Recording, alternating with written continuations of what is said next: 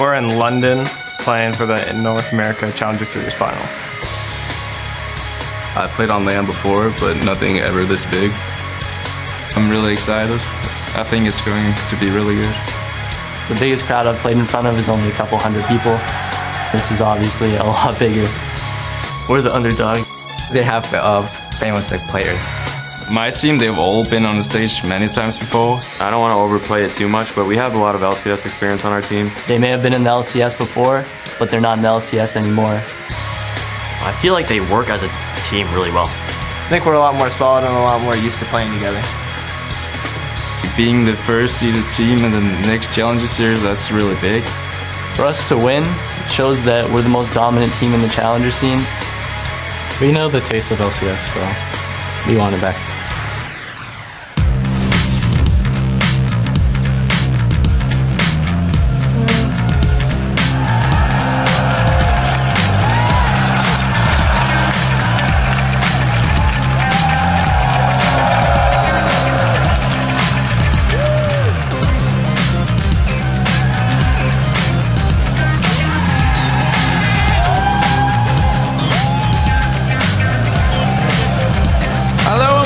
Ladies and gentlemen, we're broadcasting to you live from the SSE Arena, not SSS, SSE Arena in Wembley for the second day of our London Roadshow. I'm Joe Miller and I'm joined by Martin DeFisciolinger for this final day of what is a very special weekend. Yeah, yesterday we had several LTS thrillers for the fans here in London, and of course we also crowned the Series 1 champion for the European Challenger League as H2 Gaming. They took down the Ninjas in pajamas. Today we have another Challenger title fight, thanks in part to our friends at Coca-Cola. Yeah, that's right. We're kicking off today's excitement with a battle for first in the North American Challenger Series in a best-of-3 game between Team Coast and Team LOLPro.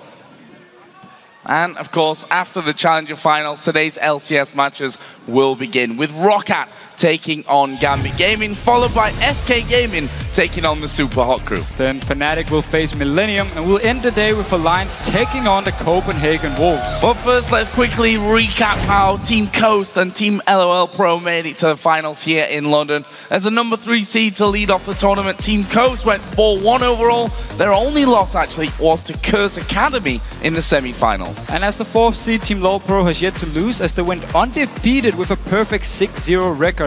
They did not pre-qualify for the Summer 1 bracket, so they did have to play 2 elimination games before making it to the quarterfinals. Yeah, Curse Academy won the battle for 3rd place on Thursday, so they'll automatically be entered into the Series 2 quarterfinals. Meanwhile, their opponents, Frank Fan Gaming and the rest of the Challenger teams must now re-qualify and play through 2 elimination rounds to return for Summer 2. And in the Challenger Series, when you win, you're rewarded with points. Everyone loves points. And the teams with the most at the end of the Summer Series 2 will get a chance to compete for an LCS spot. So these scores pretty crucial. Yeah, and Team Coast and Team LOLPro are leading the pack with at least 7 points so far. But whoever wins today's match will close out Series 1 with a total of 9 points. Yeah, Curse Academy has 5 points for their victory in the 3rd place match. Frank Fan Gaming is in 4th with 4, and Area of Effect, Cloud9 Tempest, Team Green Forest and XDG all ended the tournament with just a single point.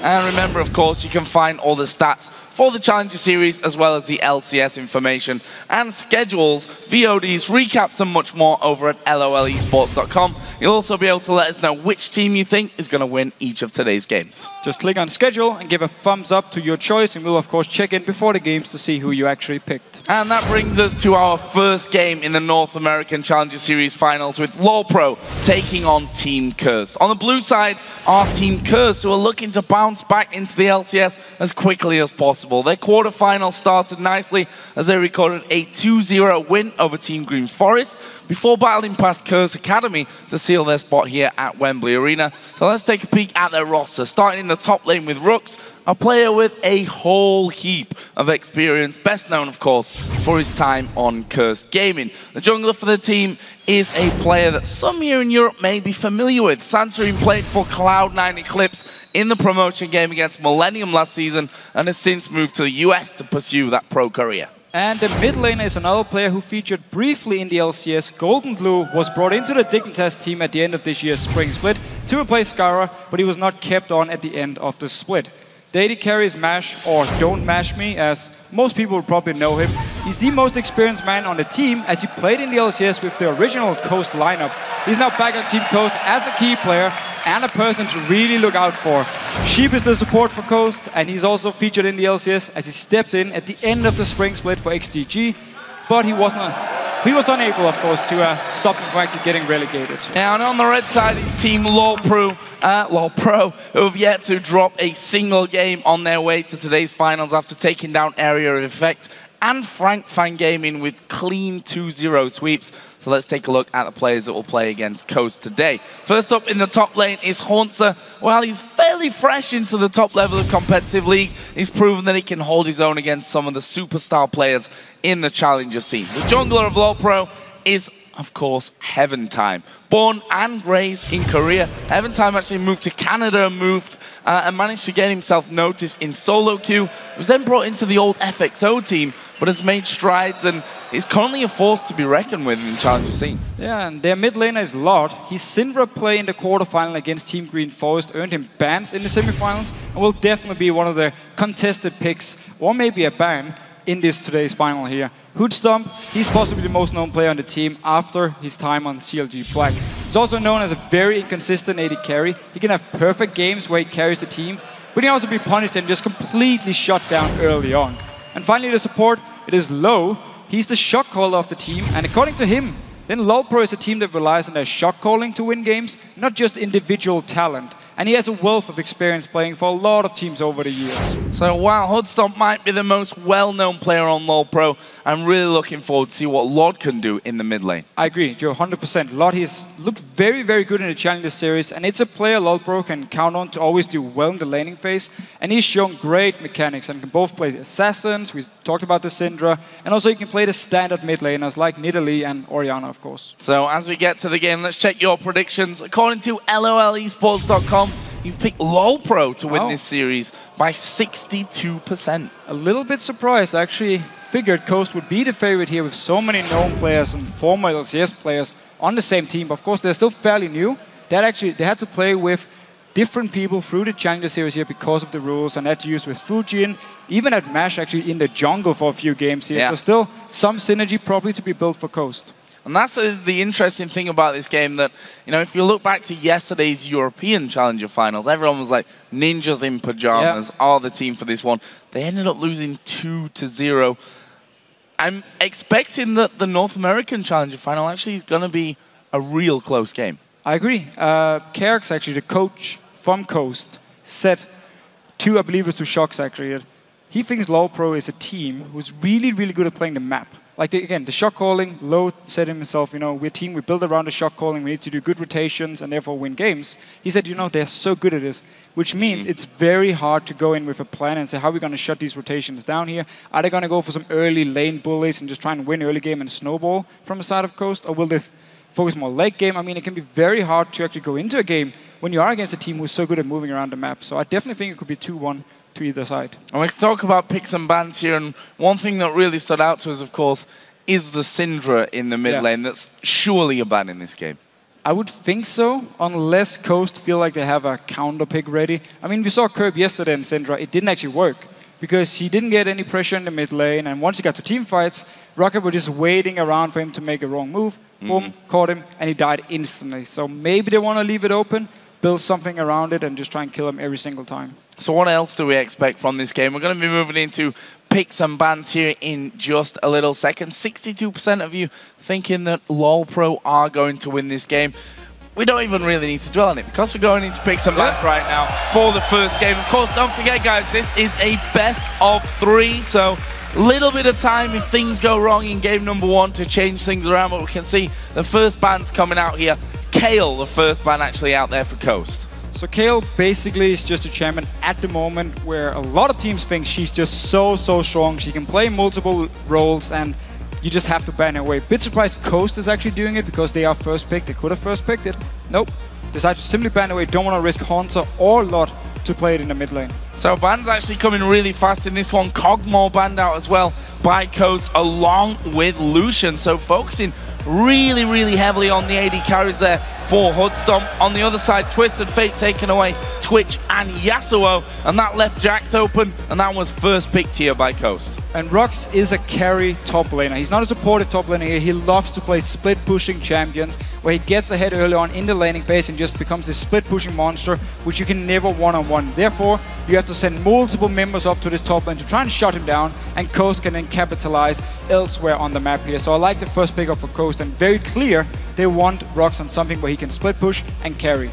So on the other side for LoL Pro, Heaven Time hovering over good old Sejuani there, which is actually his favorite champion, and one champion that he pretty much got known for when he was playing in solo queue. Not going to be the pick for them though. We see them switching over to a definitely more standard jungler in the form of Lee Sin, and also taking Nidalee here in their first round of picks. So Nidalee here explains the Yasuo ban from them because they don't want to be counterpicked. Even Twisted Fate is actually considered a counterpick to Nidalee, so they banned the two counterpicks, simply banned them away and just early pick Nidalee. They feel like they can blind pick it now, and we need to see if Team Coast want to respond with maybe a LeBlanc, maybe some other assassin here to try and shut down the Nidalee in the laning phase. So on the other side then, with those two AD carry bans, taking away Kog'Maw, taking away Lucian, of course Switch was taken away by LoL Pro as well.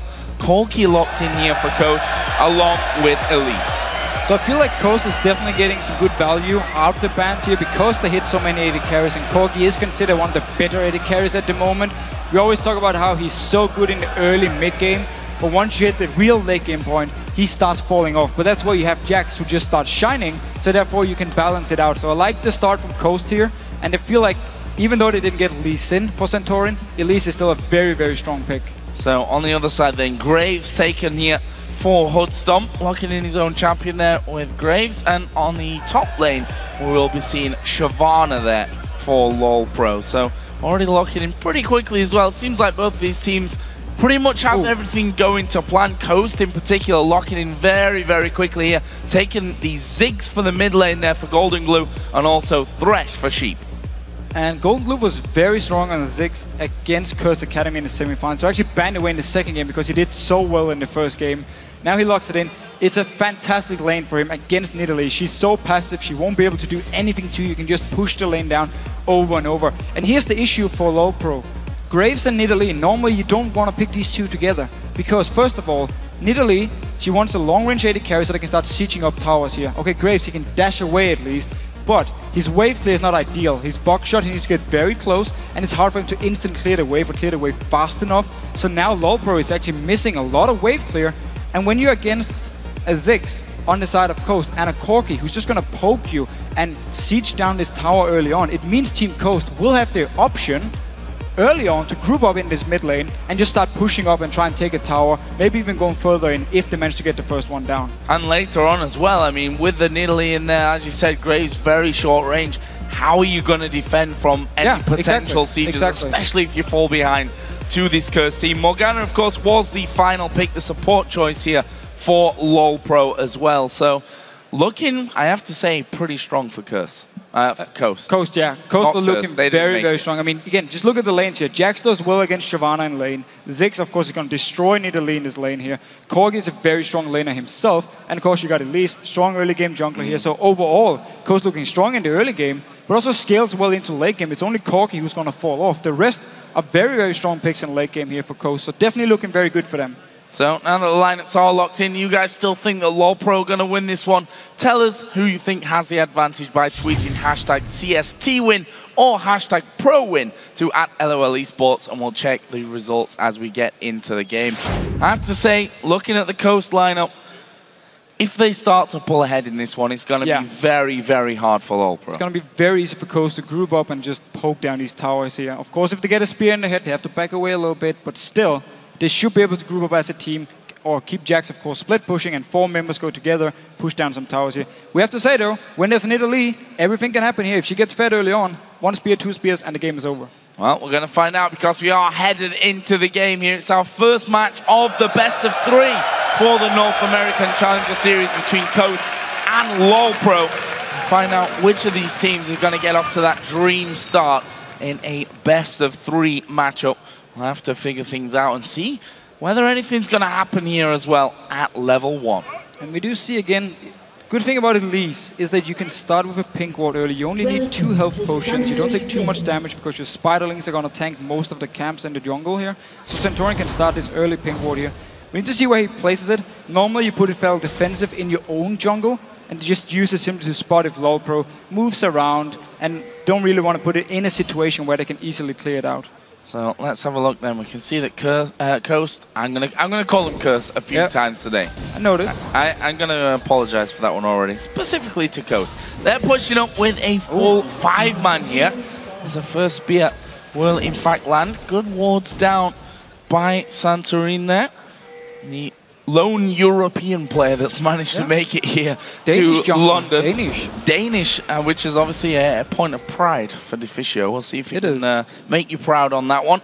But Coast definitely up there in the LOLpro jungle right now, but it seems like going to get the wards down. We'll see if they stick around and steal away this blue buff for the start. And you can see LOLpro on the minimap here. They clearly want to stay bot lane. They don't want to give up the advantage of the dragon early on, and Coast just waiting around here. Let's see if they can land a hook from Sheep. Nope. Oh. Anticlimactic. Yeah. That was. Well, LOLpro was hogging the wall here, making sure there was no chance of Sheep actually landing a hook. And now, it seems like Santorin is going to start with rocks up here just to take away the blue buff. This is very, very well played because, again, look here, LOLpro's down the bottom lane with their duel, but they have no wards up here, so they don't even know it's going to happen. They're jungler. Of course, they have a ward on the enemy blue buff, so they can maybe think, okay, is Santorin starting his own red? Is he going to move to his own blue buff now, or what are we going to do here? So we need to see how Heaven Time, after taking the red buff, he's actually going to move towards his own blue buff. He expected Santorin to start his own red buff and therefore go to the blue. And that's a big, big change there in the vote. 75% of you thinking that Coast are going to get ahead in this one and pick up the game. Don't forget though, guys, it's a best of 3, but well, I know. We only can see the line from game number 1, of course, so a little bit easier to vote on that one, but definitely a big, big swing from the LOLesports.com vote that we saw earlier. There's a hop coming out from Sheep. Does land, but unfortunately for him, onto a minion. And here's the thing for LOLpro. Their comp is actually very good in the mid game. Graves becomes very, very strong, has a lot of burst damage, of course. Nidalee wants to get her second blue buff, or second blue buff, sorry, and then start grouping up and just landing spears, try and take a tower here. So the mid game power spike for LOLpro is actually very, very strong. And we might see them start fighting early on or grouping early on to try and force Coast out of these lanes here and not let them farm into late game. Look at this level 2 gank possibly from Heaven Time.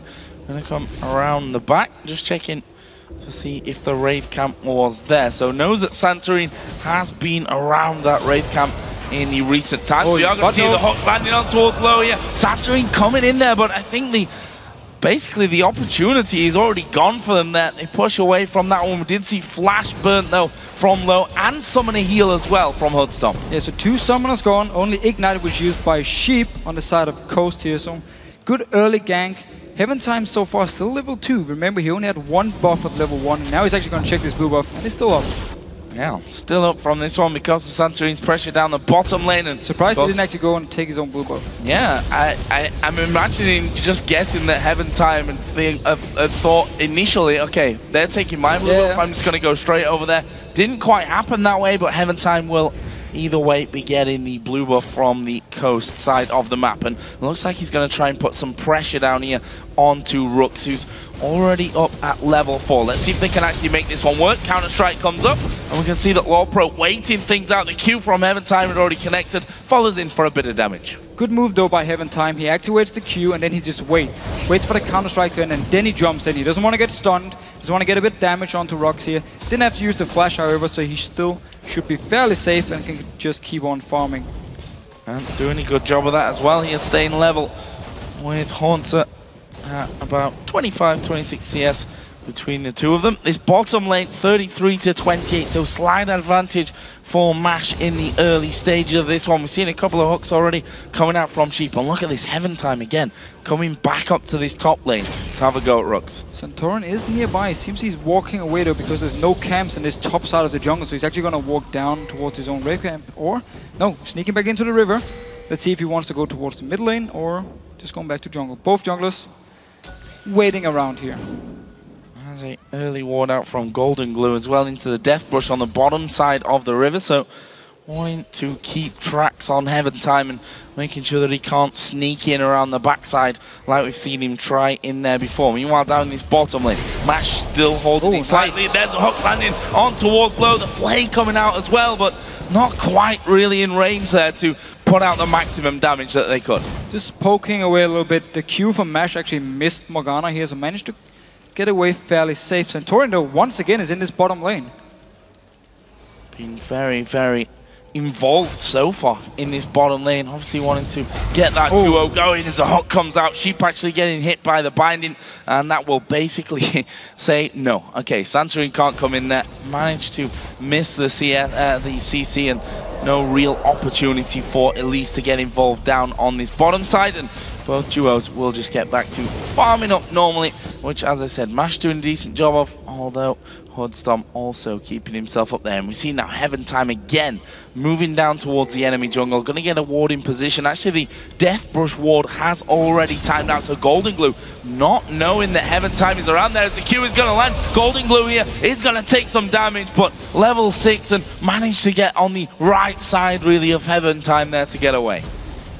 And Heaven Time, he did the same thing in the semi-final, where the very first item he builds on Lee Sin is actually a Sight Stone. So he goes like full on just placing down wards for his team. The thing is, you sacrifice a lot of early game damage and pressure by not going Elder Lizard first item, and then normally you go Sightstone as your second item here. But he's just putting full focus on getting some wards down for LoL Pro to try and spot out Centaurian and see what Costa doing. And Sheep once again going aggressive.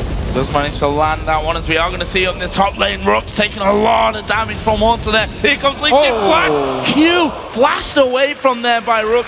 Very quick reaction, but look at this. Santorin coming around as well. And I think that will be enough to force LoL Pro away from that top side. Is the binding going to land on some Mash as well? A lot of damage going to come down. Summon a heal going to be used by Mash, and he can Valkyrie away behind his turret. Very, very nice binding though, and LoL Pro really playing aggressive here early on. We saw again the flash Q from Hematine up in his top lane here. Rox was fast on his flash, however. And then a very smart ward afterwards. They instantly warded the bush because they knew Centaurian was nearby this top lane here. So they saw him, didn't risk anything, and backed away here. So smart play by LoL Pro, and doing really well early on here, playing very aggressive.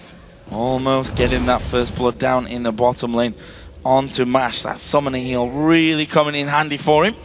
We are going to see Heaven Time again coming to that mid lane. Golden Glue, of course, still has his flash available to him. Meanwhile, Rook's going aggressive here on towards Haunter, but these two trading like mad in that top lane. Of course, almost saw Rooks go down that last time. Does have a Vamp Scepter here, though, so he can keep himself sustained. Yeah, built for the sustain here. Normally, Shyvana will then go towards some tankiness against the Jax early on, so we could see a Sunfire as the first item from Haunter, and then maybe later on, if he wants to try and split push, if he gets ahead, go towards the Blade of the Rune King. Otherwise, he can just go full tank and focus on actually team fighting, because he knows he's going to get outscaled by this Jax in the split push here. We also saw Heaven Time being around the mid lane quite often. Only issue is when you gank the Nidalee lane, she doesn't provide anything. Like, she has no CC, her damage is very low at this point here, so therefore, it's basically just Heaven Time going in, poking a little bit, and then backing away every time. Especially since Lord has not really been back here, only got that Doran's ring from the start, as does Golden Glue. And we can see that actually Lord ahead there in the CS, so doing a really fine job with that Nidalee. Yeah, so that's the thing Heaven Time's gank have done, is basically force Ziggs to be a bit more passive, lose some CS, so Lord here could do a good job farming up, and now Blue Buff spawning. Shoot going over to LoL Pro, will Curse try and do something against it? Yeah, Lord actually did get his own blue buff here, so see that Heaven Time and Lord trying to put down some pressure. They've got Haunter coming in as well. Ultimate actually coming out there from Golden Glue, trying to force them away from it, but those spears could still be a major factor in this one. Blue buff actually pulled right into the back of the pit, and that is, in the end, actually going to go over to Santorin, so not going to the mid laner. Yeah, really want this blue buff here on Ziggs so he can just push the wave down and get some damage on the tower as well here. Sheep missing the hook after good binding once again from low. Yeah, keeping him in position, and that hook just flying a little bit wide there, so let off the hook a little bit. Haunter again going in towards Rook, starting off with that Giant's Belt, so got a decent amount of health. Golden Glue in the meantime, we see here the problem that he's facing. No mana on him because that blue buff went over to Santorin. And he should also have recalled earlier. Even before the blue buff could have spawned, he could have recalled, picked up a chalice and gone back to lane, take the blue buff, and therefore start putting on a lot of pressure. Haunter though, he's in trouble. Oh, that's a great max range cocoon as well. Haunter going to get locked up from this one. Can he get away? Flash comes in! And the rappel a little bit slow there from Santorin. Couldn't get himself over the wall. In the meantime though, Lowpro gonna seize that opportunity of having the jungler on the top side, going for Dragon, and will take it. Instantly replying here from Lowpro to see 2 members in the top lane. That's Dragon for them. And also, we're going to Hoodstorm here. Going in. Oh, gonna go in for that one. The play coming down onto low. And Sheep actually falling real low with this one. But the first blood coming down from Matt. And Sheep managing to survive as well. They're going towards Heaven time. There's going to be a lot of damage. The knock-up coming in, but not the damage. Hoodstorm is going under the tower. He's managed to kill off Sheep, but now he's a little bit low. Jax This here. Dangerous. Jax is going to come across. Heaven time is low. And we see Hoodstorm is in no man's land right now. Where's he going to go? He's going to try and execute himself. Rook's getting in there close, but I think Hoodstorm got that one. Nicely done. Beautiful. Even just stops in the very end. Knows, okay, there's no chance you can get me.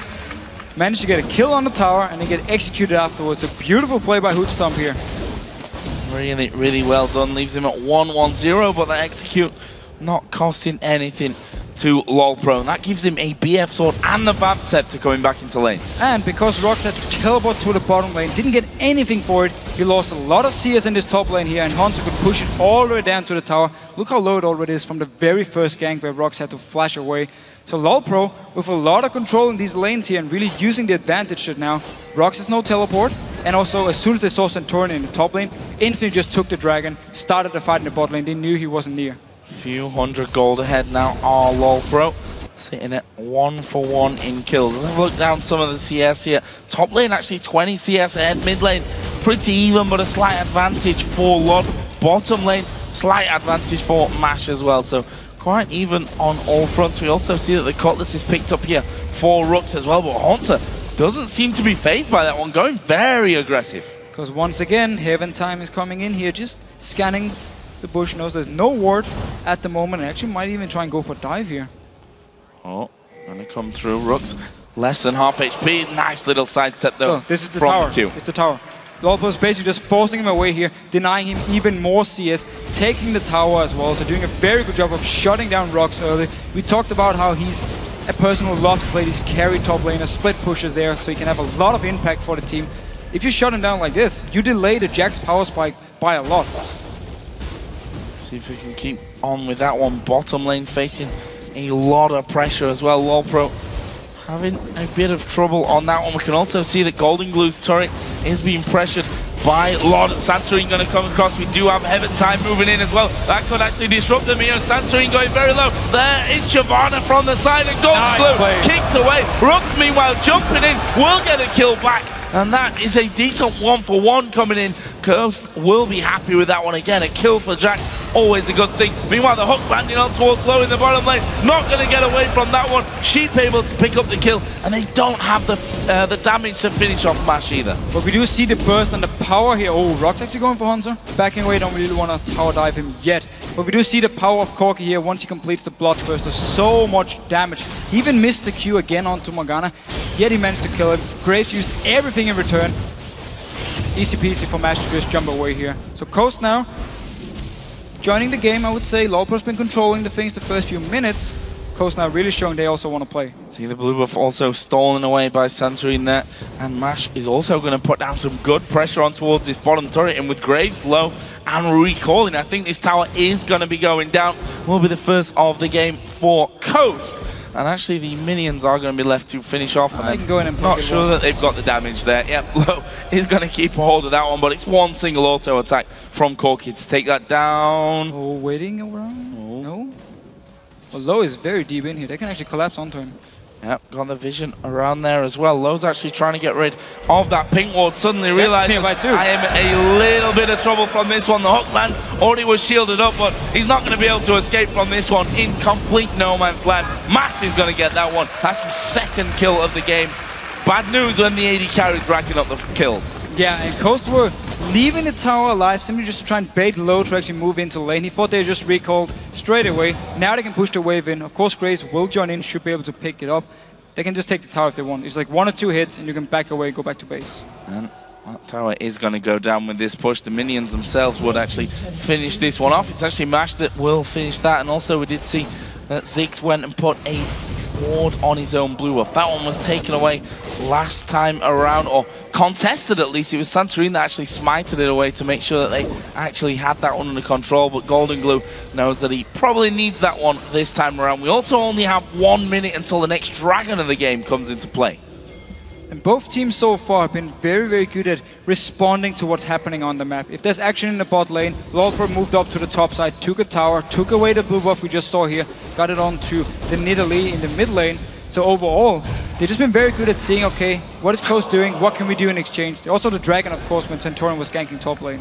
Good hook once again, but it looks like they're actually going for Golden Glue, puts down the jump, and actually Haunter maybe a little bit too deep from this one. Not quite the damage coming out there from Coast. The heal from Lord as well will make sure that Haunter is in fact safe from that one.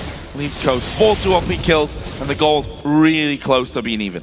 But this means that Haunter won't have ulti now for the team fight in 12 seconds where Dragon actually spawns. If Coast has the time on it, if they want to try and go and fight, they know now the top laner from LOLpro won't have his ulti, won't be able to just jump in their face, and we can also kill him a bit easier. He won't get the tanky stats from his ulti. Here we go then, Dragon actually spawning into this one.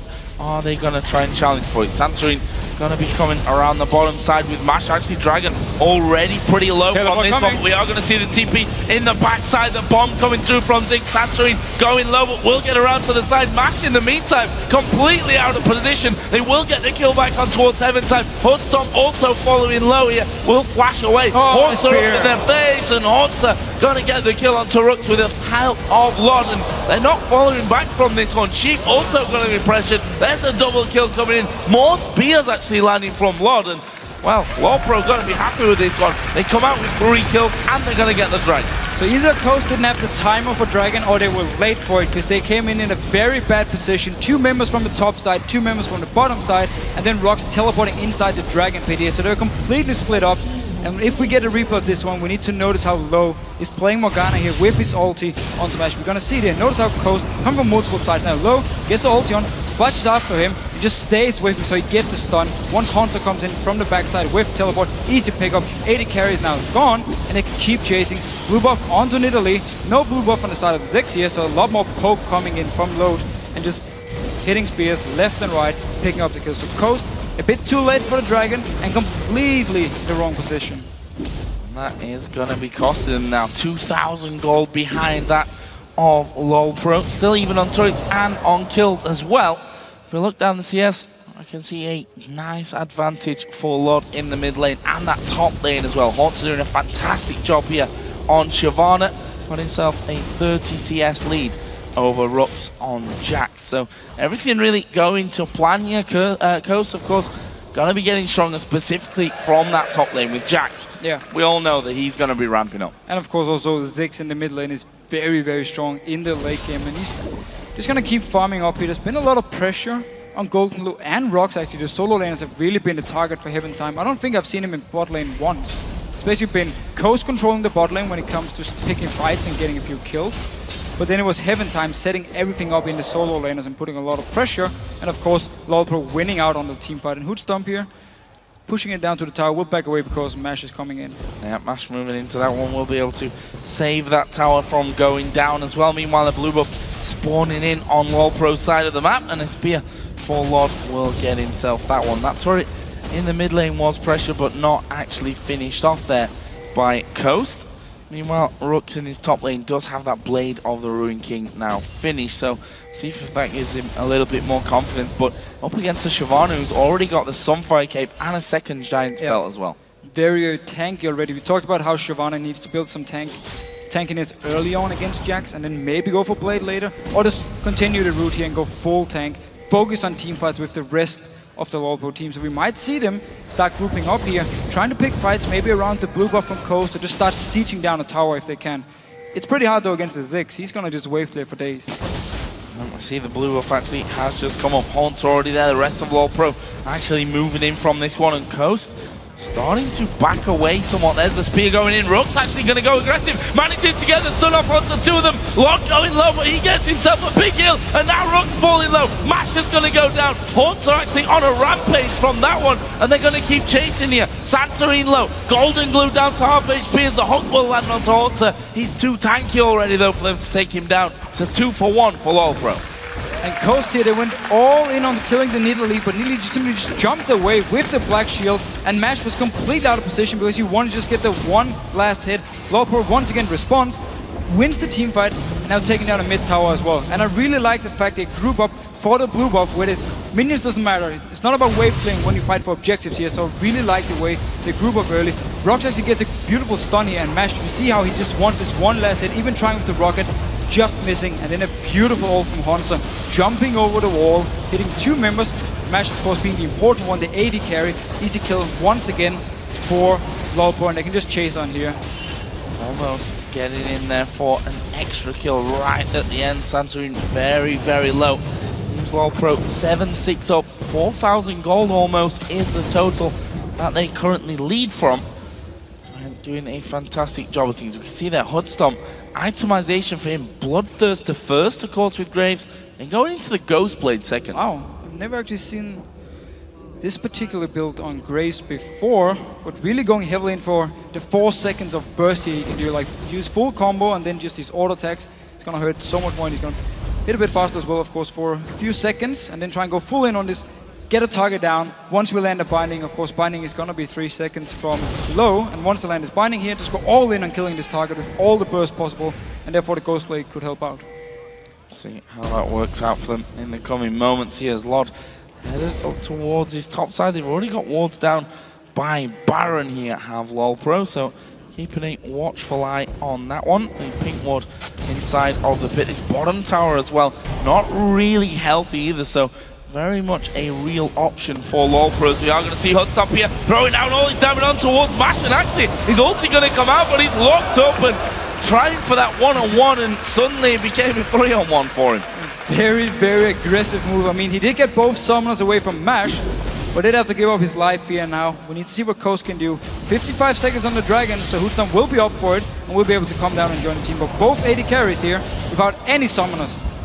See Golden Glue as well coming down towards his bottom lane, really wanting to make sure that they hold on to that turret. Rooks has come to cover the mid lane as well there for a brief second, but he's going to be headed away, and they've got vision of him as well thanks to that Nidalee trap that he's walked over. Dragon is spawning in 30 seconds. There's no teleport on the side of Rox, and he just went top lane here. Same goes for Hansa actually, so we might see a fight without the top laners, or maybe he just wants to start this slow pushing and then run down to join his team. Seems like the idea for him is now joining in or moving down at least towards the Dragon. Oh, Mash actually dodging into the spear there. One more will probably kill him. Is the bind is gonna land? And Dragon. That makes it a lot easier. The Dragon coming up, as you said, in less than 10 seconds. And that is, well, an easy Dragon now for LoLPro. The power of Morgana together with Nidalee. Land one spear or one binding, and it's just easy to set up here. Oh, of course, if you land a binding, it's very easy to set up the next spear. The first one was all Lord here with the first spear. That was full credit to him. Morgana just good binding afterwards.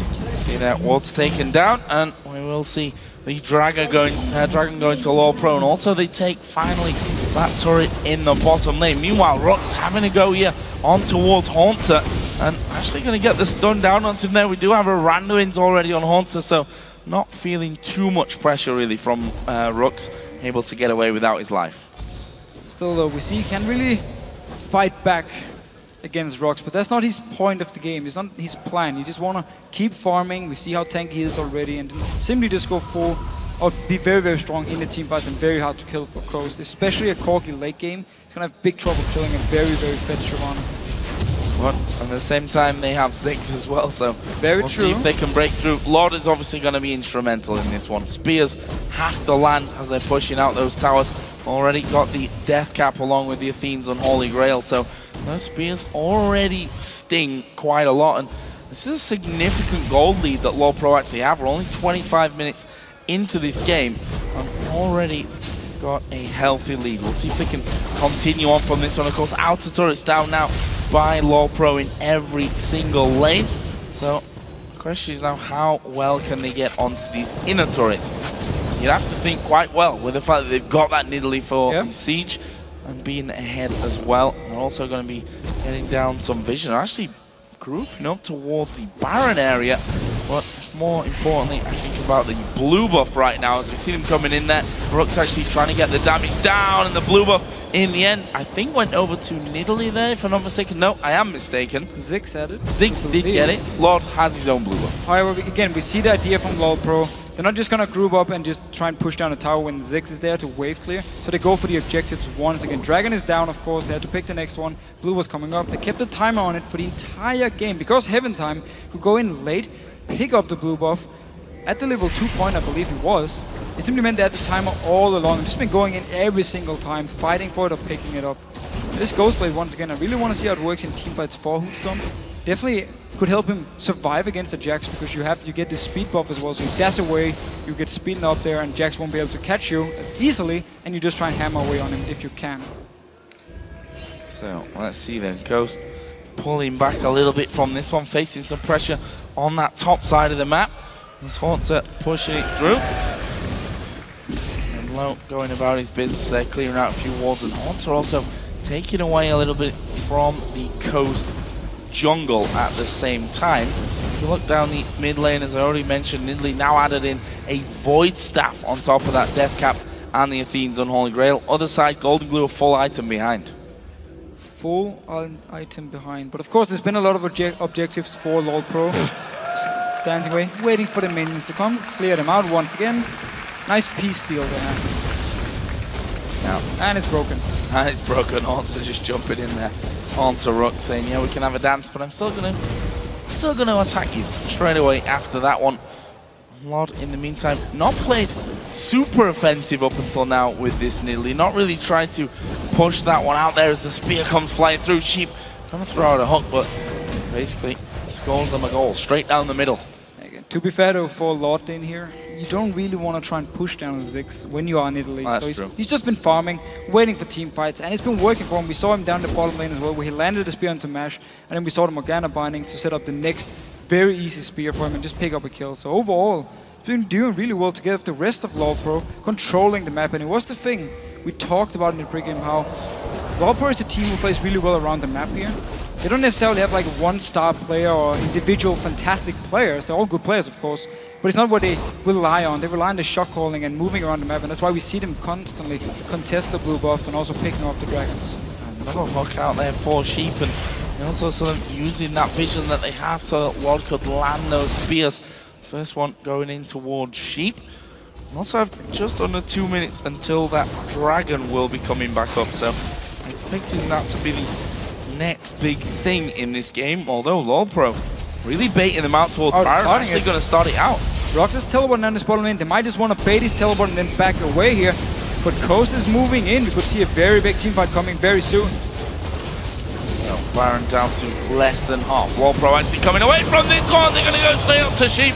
Get that kill as well. Finally, Rooks is going to TP in, but look at this. Low being segregated from the rest of the team. He will go down, and that will be a 1-for-1. Both supports dying. Question now is, can Rooks actually escape from this one? I don't think that LoL Pro necessarily going to chase fully in. Rooks just dodging out on that spear, and it will stay at a 1-for-1 with the supports going down. But very, very quick turnaround here for LoL Pro. They were in the Baron. As soon as they saw Coast, they just instantly turned. The binding landed onto Sheep from low, and they just went full ham onto him, killed him instantly, and then tried to chase here.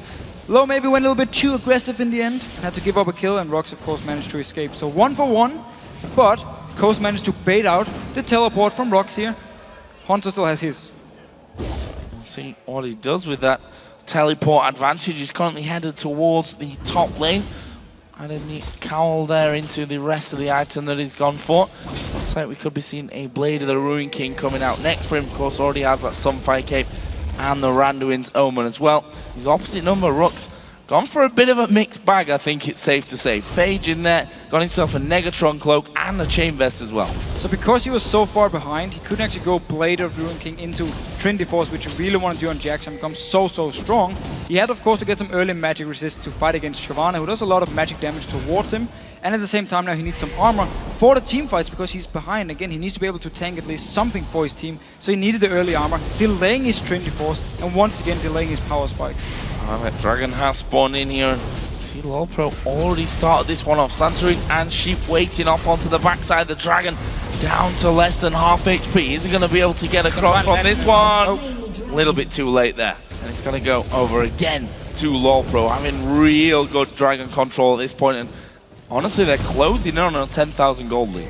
Yeah, now we just need to see if they can actually close it again. Notice how we haven't seen them push down on lane because they know you can't do it against all the wave from the side of the coast. So they're just keeping up objectives, forcing out a teleport. Maybe we want to try and set up a Baron once again, land a binding from low, and then just go all in, like we just saw before here. And they are actually moving towards the Baron, starting it instant because they put down the ping. So there was no wards. Coast not moving yet here. They are pinging towards the river, but not exactly on the Baron yet. Not really in a position to be challenging for this one. They have to go a little bit quicker. I think it's gone too fast here. Lolpro going to take the Baron down. And that brings them to 9,000 gold in the lead. Without a single answer there from Coast. Sorry. Turret did go down though. That's the one, I guess, consolation prize for Coast. Yeah, at least they got a tower, but still, Lolpro with full control of the map, especially around the Baron side, so they could just start it at full wards to see if Coast were actually moving in to stop them. They weren't moving at all, just took a mid tower instead, and therefore Lolpro could safely pick up the Baron here. And now's the time here, because blue buff is gone. They just picked it up. Baron is gone. Dragon, of course, is gone. This is a time where they need to decide now, do we actually want to group up and start landing a few spears from Italy, try and force someone back and then take a tower? Or do we want to keep moving around in the jungle of Coast, try and catch someone out of position, once again land a binding, and pick up a kill? Well, we're going to see. If you look at the mid lane, it's both up at 300 CS already. In fact, Haunter also done a fantastic job when it comes to the farm, and well, he's 502 as well, which pretty good. Definitely adds to things. 13,000 gold to the 9,500 of Rooks. That is a massive disparity in favor of Lolpro.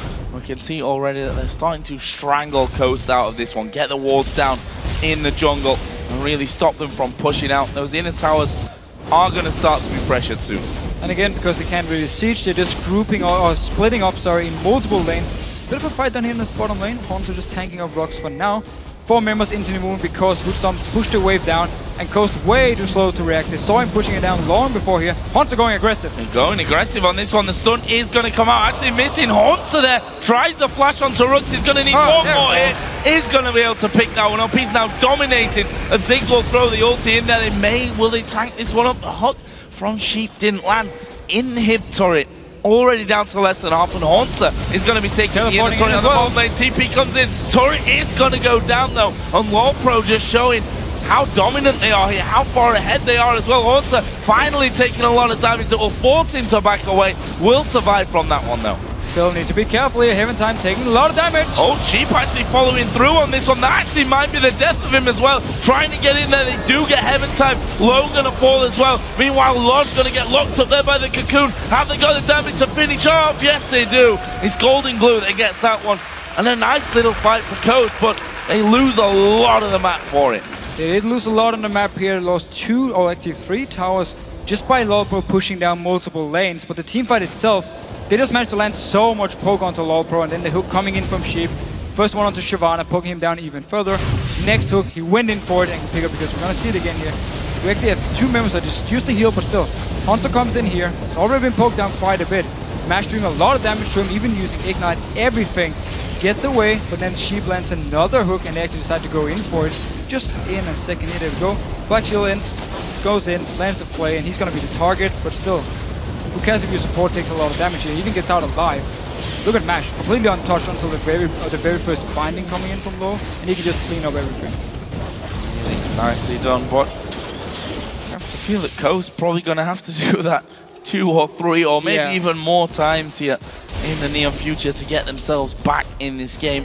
8,000 gold is the difference between the 2 teams. Brooks still not quite getting his second item finish. He obviously Blade of the Rune King familiar, the Phage. He's going to be moving up towards that Randuin's Omen as his next item here, but can't really compare that with Haunter, who's also now added a Banshee's Veil into the top of what he already had. And we did see the one-on-one just before here, where Blade of the Ruin King was completed by Hansa, and he actually went for the fight, managed to win it because he was so far ahead. He was like, you know what, I don't need to go even tanky, I can just pick up a blade and actually start dueling you in this split push because you are so far behind. So very smart move, paid off, got the kill, got the tower, and then teleporting to join the fight on the top side here from LoLPro's side. So overall, things are still looking good, even though Coast managed to get a few kills in the last fight.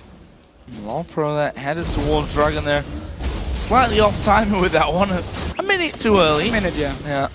I guess timed that one a little bit wrong, but either way, they've got full control over that area of the map, so once that does actually come up, they should be able to get in there for an easy take. Either way, there's the ultimate arrow that takes it. Was close, but not going to give them what they wanted. It's actually Hudstomp that will take away the blue off there for LoLPro. No one saw that.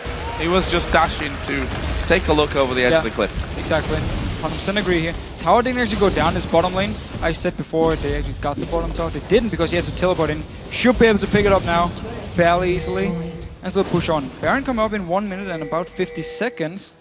LoLPro for now have an open inhibitor in the top side they can go towards if they want to go for a team fight at least. Or maybe try and go and land some poke from the Nidalee, or the binding from low followed up by the poke. Or they can just wait for the Baron, do the exact same thing where they bait it out once again. Trying to hook up Heaven time there, but he is already pretty tanky. Almost got himself the Randuin's Omen finished off as well. And LoLPro want this inhibitor right now. A lot of damage back from Coast, and always have to factor in that Ziggs, but here comes Hansa. There we go. Sheep actually going to go deep on this one. Throws down the box, but may end up going down from it. It's actually Golden Glue that will pick up the kill there onto Heaven time. But Hansa right in the middle of the team doing good damage. He's surely going to fall. It's a double kill actually coming in. Mash also getting one there at the end. No, it's a triple kill in the end actually for Golden Glue, and that 4 men down. Nidalee the only one to survive, able to pounce away, but Coast coming up again with a fight on that top lane. Again, LoLPro is really getting punished for picking fights here because Coast is so strong in these team fights. Once again, it is Sheep with the engage. He just goes in, pops everything on himself to try and stay alive here. All the shields he have, even the lantern was actually used. Doesn't even die the first time. And then, the Sin went down very early. Hansa now, I mean, he's already too low. Just have to go back here. Beautiful ult from Gold Blue to just pick up a triple kill as well. And Coast looking very strong in these team fights. LoLPro doesn't really know how they want to handle them. I mean, again, as I just said before, they could have moved down, try to land some poke, and then go for an inhibitor, or just wait for the Baron, bait it out, and do the exact same thing and fight with Baron buff at least, where they would be stronger. Decided to just go for a straight up team fight, and credit to Sheep for landing a very nice hook again. It's going to be interesting now. 5 seconds until the Baron comes back onto the map. We can see that Coast already moving in there. Sheep going to get some vision down and into the Baron pit itself. So they'll see that the Baron is now back up, actually pinging into the pit itself. And Coast now moving up that mid lane as well. So let's see if they try to fight LoLPro from this one. After winning those last 2 team fights, probably feeling fairly confident actually about going in for it. Good amounts of damage from Golden Glue. Got the safety as well of that Zhonya's Hourglass should he need it. But LoLPro already starting off the Baron here with 3 men. There's a ward though inside there. Pit here of Baron. There's no ping. Actually, the ping is outside from LoLPro, so they won't be able to spot the ward inside the Baron pit. Therefore, Coast moving up here to stop them. Oh, nice buy. Oh, Cocoon coming in there. Lot is going to go down from this one. It's actually Rooks that picks up that kill. Santorin going low as well. Hansa trying to take out the AD carry. He's fighting 1 versus 4 here, and he's going to be sacrificed in the end. Actually flashed away, but there is a follow through from Cheat. Can they actually lock up low? Mash is the one chasing in from it. Gonna be getting some health back there thanks to that Bloodthirster. Hook goes wide, flashed away from the binding, and low. Whilst he's gonna be able to keep alive for a little bit, he won't actually survive. Heaven time on the other side of the map as well. Golden Glue is chasing him around. Will take the satchel charge over the top, trying to stop him here from executing in. Will he get it? Yes, he will. Nicely done from Heaven time, but in the end, team fight again, going to Coast, and this time they get Baron. We have hit the late game point here again, where Coast is so strong in these team fights, and LoLPro is not able to do it. It's the Cocoon actually onto Lot here early on in the fight, so he's gonna be the first target. Everyone goes in, instantly just kills him. Rocks teleports inside from the Baron pit, and then he's just one-on-one-ing Hudstomp, and it's a very unfair fight. Jax against your AD carry, even with the help of Heaven time, they can't even take him down. Heaven time needs to just try and run away from here, and Coast overall just looking so strong in these late game team fights. LoLPro might have waited too long. This flash from Mash was pretty fantastic as well, getting away from the binding. His Q missed straight after. Missing every rocket though. Yeah. Duke. That's fine though, he flashed away from the binding. That was the impressive part I agree. of that fight. And that actually leaves Coast 18-12 up in kills. And look at that gold swinging right back.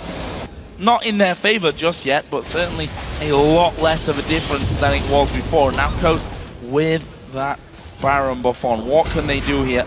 And how much is this going to scare LoLPro, to be honest, after losing what is now 3 team fights in a row?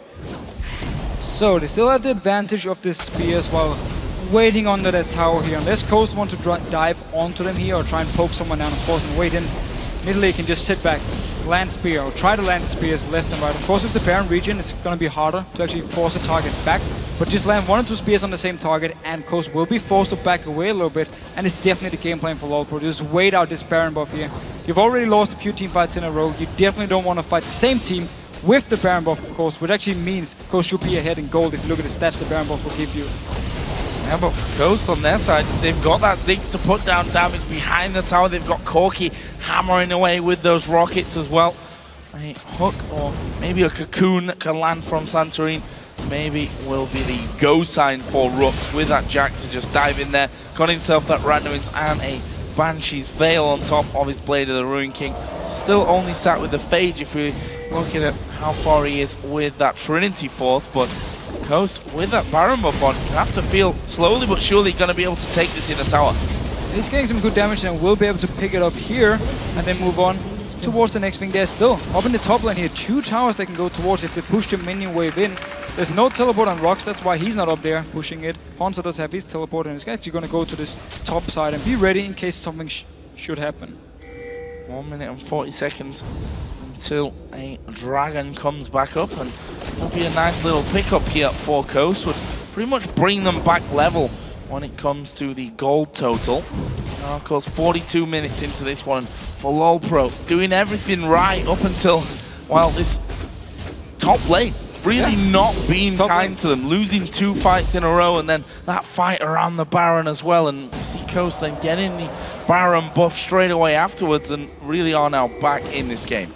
I actually like what Rox is doing. You talked about before how he's delaying his training force even further. Because again, he was behind, he was like, you know what?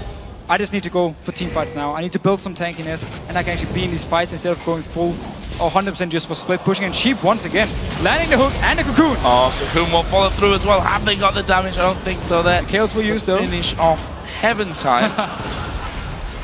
Mash and the rest of the team here may just be able to take this inner turret. Meanwhile, Rooks and Haunts are actually having a bit of a fight up on that top side. Spear actually landing, but we see Golden Glue just spamming away from the side, throwing those bouncing bombs in there, and that's going to force LoLPro away from this turret. Another inner tower going to Coast. And we really see the lack of wave clear for LoLPro here being a big issue. Just look at the wave coming into the tower before.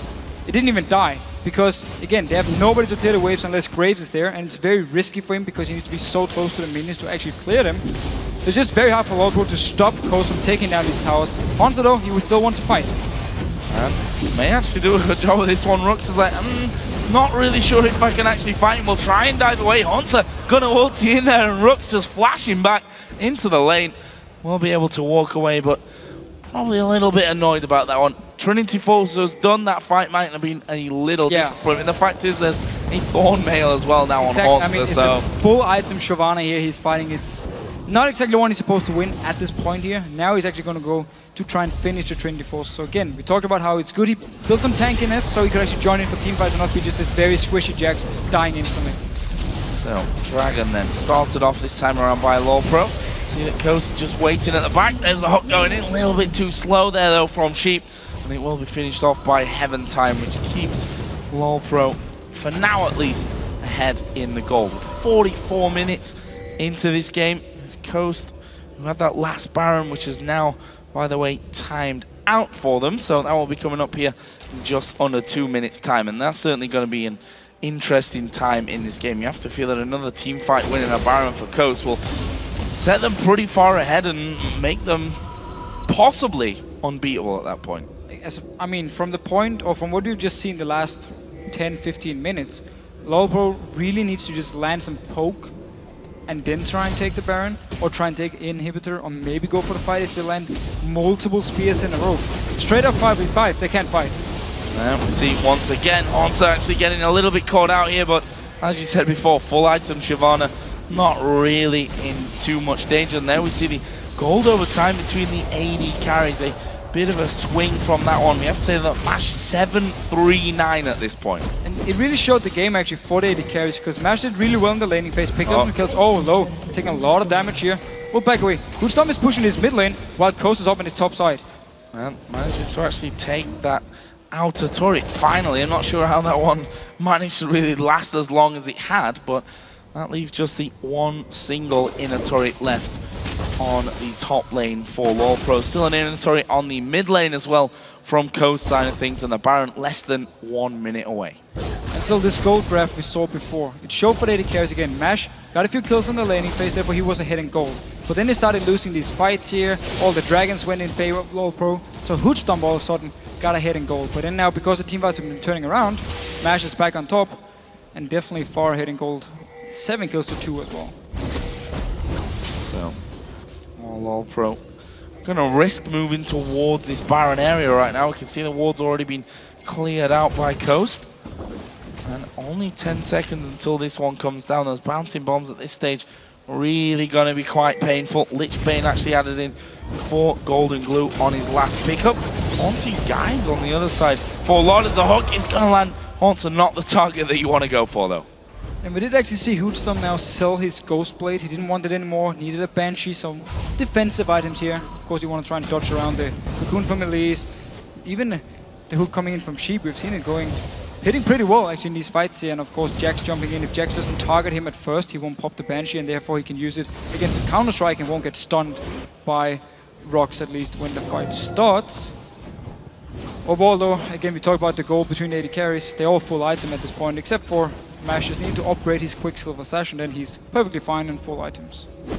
So Baron is now live. We saw Scrying Orb actually picked up 4 MASH, just use it to scan around the Baron just to check out exactly what was going on there. Blue Buff actually going over to Haunter in the end. Nice cheeky little pickup for him. But will Coast come out strong once again yet? When we get towards those team fights, you have to feel that Lot want to hit some damage here as Rook's going very, very deep, pretty much on his own from this one. Gonna lose half of his life, but they're gonna go deep onto him, going very, very low. Hoodstorm moving into the front as well. Hunter now very low as well. He has to back away from things as the spears come through, and Sheep almost taken down. I think Lod will be able to get this one. Yes, he will. Just about finishes off, and that's the support down. A minute spawn time. LawPro going for Baron.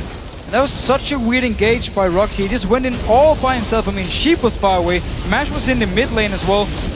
Couldn't even join in with him. He just went in, took so much damage. And then LawPro just managed to respond back, keep getting multiple targets low, pick up 1 kill, and now the Baron. So I'm not really sure what the idea was from Coast here, but very aggressive engage from Rox, and it really didn't pay off. Not even remotely. I mean, he just went in by himself. Yeah, completely on his own there. Outside of the Baron, that may just be enough to cost Coast the game, as MASH is all the way on that bottom side. And actually this is going to be the inhibitor. You have to feel going over towards LawPro. Definitely got the damage to finish that one off, and that's going to mean super minions start to stream into the base. That may be the tipping point here for LawPro. This inner turret can't even be defended by Coast. Just a bomb coming in from Golden Blue to try and do some poke, but at this point they can just back away. Already picked up inhibitor, Baron of course got a tower, so things now for LawPro quickly turned around. I mean, they lost a few fights to Coast. You're like, okay, Coast are looking very strong now. They've been winning the straight up 5v5 team fights. And then we see missed engage, was a miscommunication from Coast, and LawPro just instantly turned around, win the fight, get the Baron as well. Now all of a sudden, they have the buff and are in the driving seat. Ton of gold there as well for LawPro to spend. We actually saw the Guardian Angel being bought by Haunter, so if he wasn't hard enough to take down earlier on, he certainly now is becoming a bit of a problem. We also see Phantom Dancer for Graves. A couple of other different items picked up. The Sonya's Hourglass, for example, for low here on Morgana. Why not? I mean, if you want to go in aggressive with your ulti here, you can use the Hourglass and actually get the second proc, or you can just stay back, peel for Nidalee and Graves in these team fights here. So overall, it's a good item on Morgana. It always helps. And if you can get your second proc of your ult and you get the stun, it's perfect. And that's simply why you want to have this hourglass. So let's see then if FLICKR can get in and finally crack this middle inhibitor. Let's see if those spears can land. Sheep actually landing the hook onto Heaven Time, but again, not really the target that you want to go for. Sorry, already taking a bit of a beating. It's all going to be about those spears, whether Lord can land them and really force Coast to back away from their defensive positions. Smart move here by LoLPro, putting the Black Shield onto Hootstomp. He goes in, hits the tower a few times and then dashes away. So there's no chance, even if the hook lands or if a cocoon should land onto him, it won't really stop him and he can just back away. So smart enough to get a bit of damage on the tower. Because again, we've talked about it multiple times how the siege for him is not ideal and they have to do it this way. Oh, bomb coming out from Ziggs, but it's a little bit too late. They hook in Hunter as well, but this is going to be the second inhib of the game coming down. We've got super minions as well streaming into the Coast base. And LoLPro with only one more inhibitor left to take down. I think they're actually going to go and take the dragon here by the looks of things. That has now spawned into it. The minion wave on this bottom lane is also a little bit further behind. And in fact, just leaving the dragon. Don't really feel like they need that extra gold, it seems. No, most of the members are already with full items. Unless, of course, Hootstomp wants to sell his boots here. Pick up a damage item more, but for now, keeping the boots and also actually just check, he only has like 500 gold, so quite a long way till you can actually afford something. Well, Minefield put down by Golden Glue, trying to keep that minion wave as far back as possible. Really holding on to that one, and I like the idea from Rux here as a spear lands onto Sheep. Rux actually making sure that that top lane is kept as far away from the base as possible. They've landed the binding on towards Sheep. Rux actually diving in there, and Haunter going decently low from this one. Morgana, but not really giving him too much. Hootstomp going to be caught out, finished off as well by Rux, and there's a couple more low HP players as Rux flashes in, gets the counter strike across. Can he get himself any more? Heaven Time is going to die, and that is a double kill for Rux. And Coast showing they're not giving this one up without a fight. Because they managed to actually push out the lanes before the fight even started, so no super minions down towards the Nexus here, so no towers gone down. Managed to get the fight. There's a nice hook on to Hootstomp here. Taken down, sorry, we're gonna see the replay again here. Fight starts, Ponzo's taking all the damage, he hasn't gotten in though, so no issue for him, and Rock's actually going in and then jumping out, and the hook onto Hootstomp is everything. That's the reason they win this fight here. Rox comes in, picks up the kill, and now they can just chase on. And as soon as they carry is dead, and you have such a strong Jax now, still very healthy, you can just keep chasing, pick up 2 kills. And again, notice the lanes here, both the top and mid lane. No minions even close to the Nexus, so not giving up any Nexus towers. So, Coast continue to lead the kills. Still behind and still facing a lot of pressure here from LoLPro with the both top and middle inhibits down. Actually, the top one has now respawned in there, so gives them a brief respite on that front. But LoLPro, we've seen time and time again that when it comes to actually fighting, they are not too far ahead in this game for Coast. And if they manage to get 4, maybe an ace, that's actually really bad for LoLPro, because those spawn timers now are long enough for them to be pushing up and doing some serious base damage. Yeah, and if you look at the champions for Coast, I mean, both Ziggs and Jax do a lot of damage to towers here, especially Jax, who just destroyed Ziggs with his passive late game as well, doing a lot of damage, even the Lich Bane. So if Coast get the chance to get onto the base of LoLPro, they can destroy the towers here. So very scary point for LoLPro. And here's the thing, I mean, Nidalee is a very, very good champion, but when it comes to just a straight-up team fight, she won't do the same damage as a Ziggs. She needs time to land the spears, kite backwards, poke a bit more. And of course, Hootstomp here before, his auto-attack range is very low, so he got very close to the whole fight, and therefore Sheep landed the hook, which of course was the main thing. It wasn't the Nidalee, it was the hook onto Hootstomp. Well, that was another hook coming out, almost catching onto LoLPro. Oh, nice spear. Yeah, and that's the problem there, you know, the counter argument then for Nidalee. If you do land those spears, it's going to mean that someone has to back away. In this scenario, the AD carry, which allows LoLPro to step a little bit further forward. There is the hook, but onto Heaven Time. Jax as well now. Yeah, that's where it becomes a little bit of a problem. We've already seen that Rook's not scared of jumping in, possibly to his detriment in that last fight around the Baron area. He was kind of on his own for that one, but also, we know that he's got enough damage, enough survivability now to be right in the middle of those team fights, locking people up, and more importantly, taking them down afterwards. And LoLPro, you can see, playing with a lot more caution now as it comes to moving towards these inhibs. And now they're actually waiting for the spears to land before they try and do anything. That's why they stay so far back. Baron is spawning. This is the thing that went wrong for them with the last Baron, where they moved in for the inhibitor, felt strong enough to take a fight, lost it, didn't try and poke beforehand, didn't want to bait out Baron, just went straight in, lost the fight, gave away Baron. This time around, they're doing it now. They're going in, starting the Baron already. They had a better position, they had full control of this side of the jungle, and also landed a few spears, so they can now pick up the Baron unless Coast moves in very, very fast to stop them. Backing away. Yeah, too early there on the bomb, and actually Lopro will get that one uncontested, really. Coast not quite quick enough. They need to get back to base. To get around from that. Yeah, they're going to push straight through the jungle, although they've got no minions moving in there, which doesn't particularly matter since the towers are anyway down in both that mid and top lane, but still need to be careful. I'll be feeling that this is their time to shine now, Lopro, but again, we're going to rely on those spears landing for maximum damage, push someone from Coast away. They still have the Guardian Angel onto Hanzo, so he can really jump into the backline of Coast, just tank up a lot of damage, buy a lot of time for both Grace and Italy to do the damage from the backside here. And some spears still landing from low, hitting them. Oh, sorry, from Lord, of course, not low, he's the support, he's landing bindings instead. Basically work together. They offer you the same thing, is that Inhib did take a lot of damage, but you see the caution on Lopro. There's a Scrying Orb coming out. It's actually Hudstomp that will move forward. There we go. One more hit will do it, but Hunter may pay for it here. We see Rux diving right in there, kicked away instantly by Lee Sin. Santorin trying to get through as well, but he'll take spear damage. They got that inhibitor finally. Just see one final hit. Hunter almost paid for it, maybe not with his life, but at least possibly with that GA. Meanwhile, the bottom lane is actually pushing up with minions from Coast side. Seems like the minions will they're gonna get it, I save think. it. Can I get it? A few minutes. There it is. Got the tower at least still. Need the inhibitor, of course, but good help from the minions here.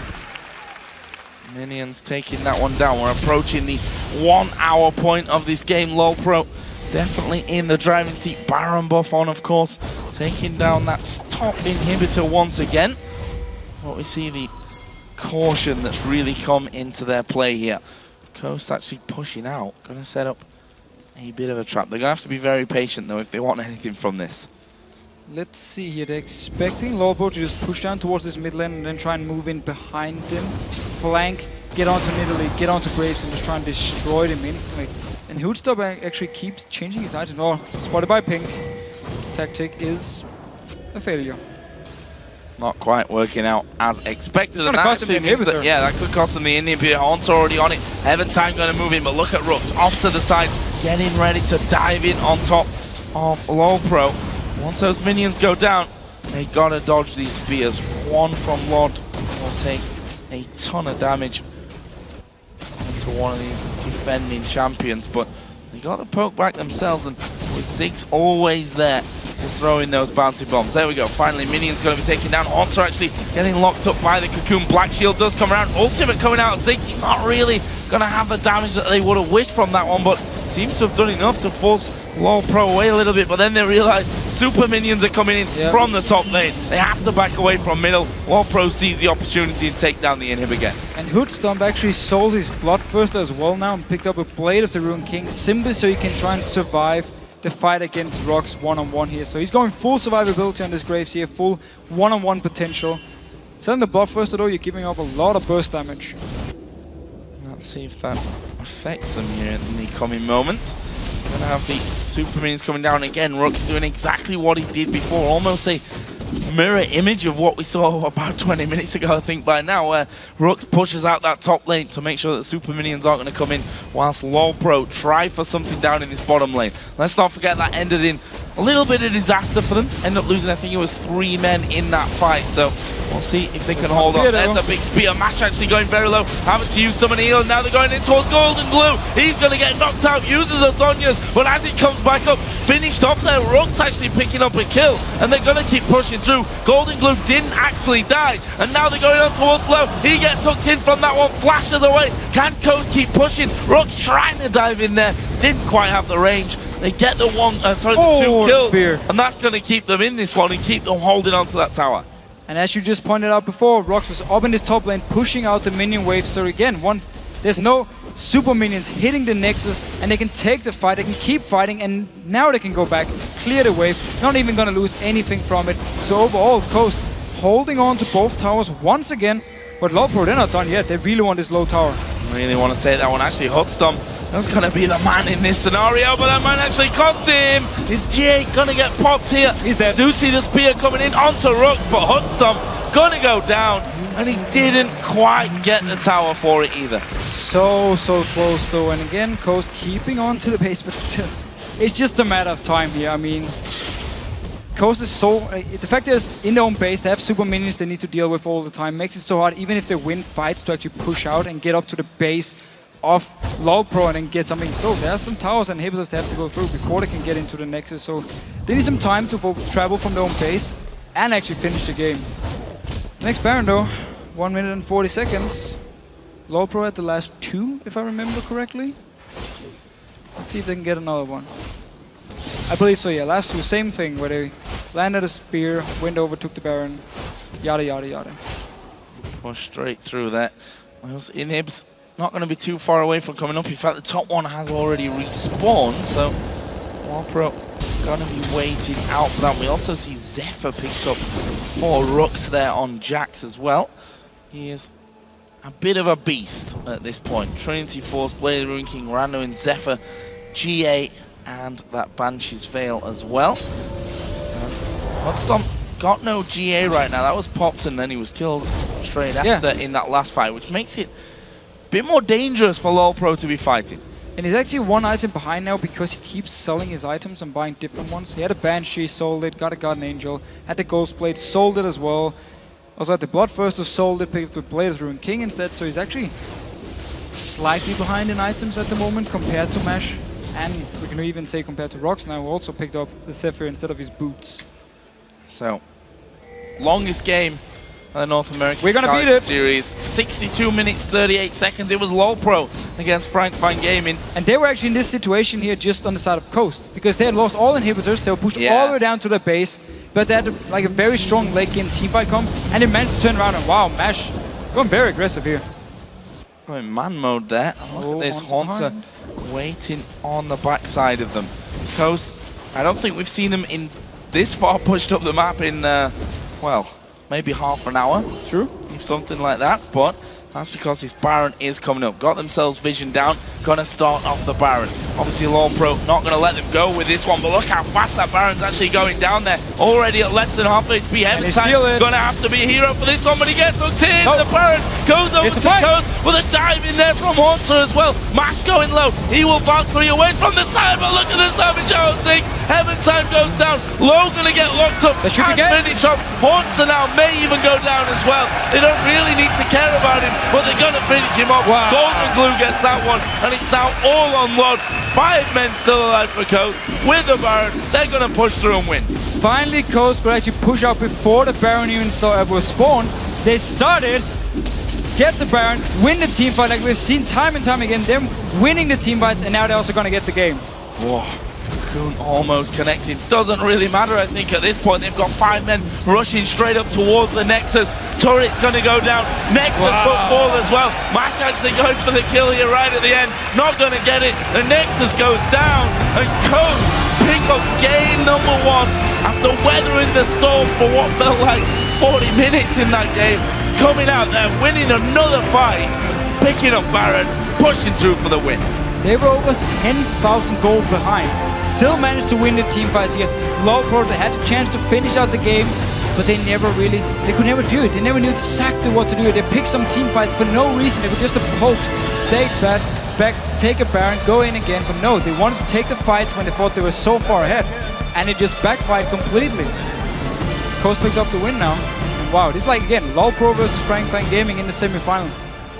Opposite way around. In reverse, that game was a very, very similar scenario as well. Constant pressure, Baron after Baron after Baron. Couldn't quite break through those final defenses, and credit to Coast. You were saying it's just a matter of time from this one. Obviously, you meant it's just a matter of time until Coast push out, win a team fight, take the Baron, and win. Oh yeah, yeah, sure, of course. Exactly. I mean, makes sense, Joe. Everyone knows. Really, really great win, but of course it is a best of 3, so time here for Lowpro to go back and say, what went right for us in that game and obviously what went wrong. Time for Coast to do the exact same thing. I mean, you're behind 10,000 gold here in the mid game or just going into the late game point. You can't do that again and expect to win the game. So Coast as well really need to see, okay, what went wrong here early on? They lost so many dragons. The blue buff as well kept going over to LOLPro. They knew exactly when to group up, when to go for it. And we talked about how they had this mid game power spike with Nidalee and Graves, and they used it really to just take the right fights early on here, take the blue buffs and take the dragons and then get this lead here. But still, Coast, they really need to step up their early mid-game. Small fact, just 18 seconds shy that game of the longest EU LCS game so far this year. It was definitely a long one, and it's a best of 3, so we've got at least one more game to come in this one. We'll see if LOLPro can actually get back into things now. Well, for now, we're going to check in with Shox, Demon, and Quickshot to break down the game. Thank you very much. I'm Eva, Shox supporter, along with Lee Smith and Trevor Quickshot Henry to break down that win from Team Coast. And well, there's a lot to break down because honestly, we didn't see a lot of Team Coast in the beginning of the game. A lot of pressure coming down from the side of LOLPro. Oh yes, I do have to give some props to Heaventime. I think his Lee Sin ganks was fantastic. He picked up that early sidestone, which Deficio pointed out he's done in the Challenger Series previously. And he was omnipresent. He was in every lane multiple times. You could argue the effectiveness of the ganks, but you can't deny the presence and the pressure that he applied. It also helped in shutting down Jax in that top lane. Yeah, I mean, the top lane, Haunter, dominant performance on Shyvana, way ahead of Jax and Rooks for so long in that game. Also looking towards the mid lane, the spears from Lord were so strong, and you literally didn't even know Golden Glue was in the game at the start of that match. No, you really didn't. We've seen Shyvana into Jax matchups in the past going quite ghastly, but it looks like Heaventime is able to evolve and perform very well, as his namesake implies. Well, we're actually going to take a look at a replay to illustrate what we've been talking about, and also what you touched on, the fact that normally if you're a Nidalee versus a Ziggs, you shouldn't be able to put down that kind of pressure and not be as dominant in team fights, but that did happen. So let's pull the first replay up on the screen where we see that LOLPro gets the upper hand. Yeah, so in this particular replay, it's very early on. You can actually see that LOLPro are quite even on gold with Team Coast. So let's roll this clip out. And the most important thing is how Santorin and Mashme are just miles away from the rest of their team. They get completely singled out in a 2v4, which eventually is a 2v5 thanks to teleports. And Coast just weren't on the same page. They were forced to react to a dragon play, they were out of position, and LOLPro punished them. I also feel that up until 25-30 minutes, Golden Glue's Mega Inferno Bombs were not particularly impactful. And if you notice Golden Glue on this full retreat, yes, cooldowns are a thing, but he's offered very little in the way of resistance and damage on the way in and on the way out. So I do feel it took a long time for Golden Glue to scale up. Yeah, but as happens when you have a Ziggs on your team and a Jax, when the other team does give you time, you can turn the tides by throwing out those Mega Inferno bombs all over the map and grabbing some CS. And as we've seen in a team fight that we're going to bring up on the screen right now, later in the game, it does show that a scale team does a lot better. We're going to take a look at that in a second, but it feels like Coast got going and they were just waiting for that moment to get back in the game. Yeah, they scaled very well. All the time for Rux on Jax. Absolutely, and it's like you said about Jax, Rooks on Jax. He had a few misplays, let's face it. He went in 1v5 for some god-awful reason. I don't know what he was thinking now. The rest of his team may be thinking the same thing. He actually got out alive, by the way, in that one. It was only the support that died. But honestly, overall, it's always the classic. You can't let a Jax go late game. He will become a problem. And he was getting on towards the AD carry hood stomp every single time. Yeah, I also feel like LOLPro, their composition, as Deficio pointed out in Picks and Bans, was somewhat confusing. Lee Sin and Shyvana wanted to jump in, that's fine. Nidalee wants to throw spears from the back. Morgana's good for peel, but you have this like sort of 2-1-2 line where you've got two people that can go forward, two people that go sit in the back line. And it didn't allow LOLPro to create opportunities. They hit 35 minutes, they got to Inhibitor, and they couldn't get further because they couldn't deal with Ziggs, Jax, Elise, and Thresh at the same time. Yeah, absolutely. And we're actually going to take a look at one of those late game team fights where Coast was able to get the upper hand. Let's get that up on the screen, where it was, well, too late for LOLPro to fight back. Yeah, so let's roll this clip out. Now, this was the first Baron that Coast were able to secure after a very successful team fight. They group up very effectively after catching Lod, and he's instantly in the fight. And thanks, of course, to Coast having the superior positioning, they just focus down the targets, they stay tightly knit, they end up getting, if memory recalls, 3 kills in this scenario, and then grab the Baron. And this was the moment where Coast began stalling out. They slowed the game down, and they began to dictate the pace. Yeah, and it's just fantastic played. You know, Santorin as well didn't even die in a 65-minute game or something like that. Crazy stats. However, he also didn't have much of an impact on the start of the game, so that's definitely something he needs to step up. And it's something we saw when he played for Coast back in Europe. Or stands for to Cloud9 Eclipse, of course. But what do we take of this going into the next game? I kind of feel like for a team like Team Coast, as you said, with players on there that have so much experience, they can take this, they can maybe mediate this with their coach immediately, and if the other team comes out with a comp again that doesn't really glue together, this might be the starting point for Coast. Personally, I think they dodged a bullet in that game. They should have lost that game. Absolutely. LOLPro should have closed that game out a lot earlier.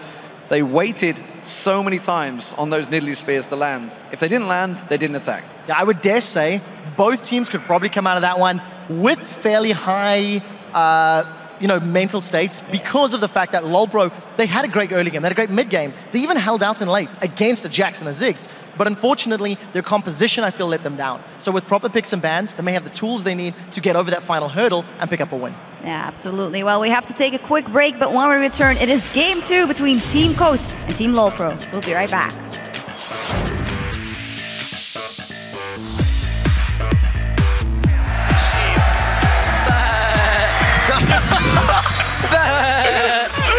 Let's go. Focus on the game.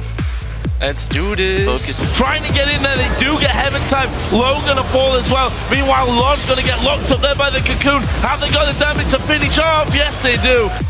I'm going Graves. Nice. Who's that? Ship. I'm dead. You guys might be able to get him. Nice. Yo, let's go! Go!